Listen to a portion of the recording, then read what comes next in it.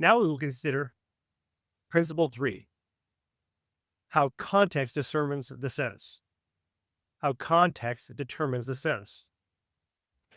If meaning is intentionally communicated and words have stable public meaning, then meaning still must be situated.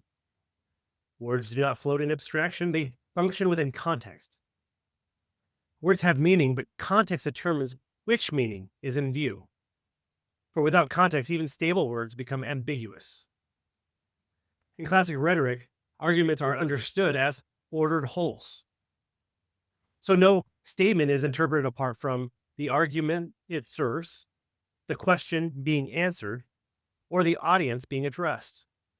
To isolate a sentence from its rhetorical situation is to misread it.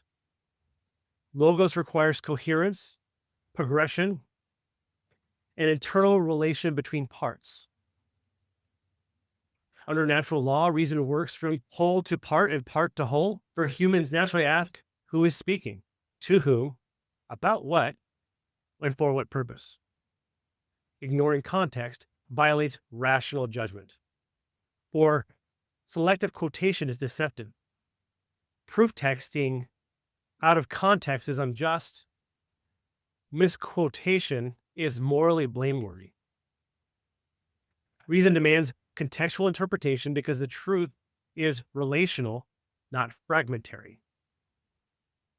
Scripture repeatedly assumes contextual reading. In 2 Timothy 2:15, where it speaks of rightly dividing the word of truth, we see that correct handling presupposes attention to structure and placement. In Proverbs chapter 15, verse 23, referring to a word spoken in due season, how good it is, assumes that meaning is tied to timing and situation. When Jesus appeals, have you not read, in Matthew chapter 12, verse 3 and 5, Jesus appeals not merely to words, but to their contextual sense. Scripture expects hearers to reason contextually, not atomistically. When context is ignored, truth is distorted, justice is violated, and authority is abused. We see truth is distorted in Psalm 55:21. The words of his mouth were smoother than butter, but war was in his heart. Or Proverbs 18:13. He who answers a matter before he hears it is a folly and a shame to him. Therefore, justice is violated. Where authority is abused, statements are made to say what they were never intended to say. Context stripping is therefore not neutral, but morally culpable misrepresentation.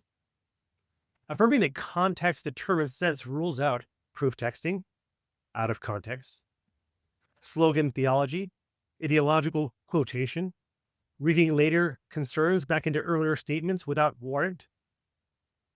Scripture condemns this kind of distortion.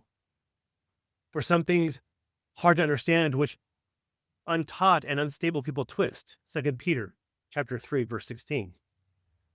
Twisting occurs when context is ignored. So if context determines sense, then no statement can contradict the coherent whole to which it belongs. That brings us to our next principle. Principle 4, the whole governs the parts.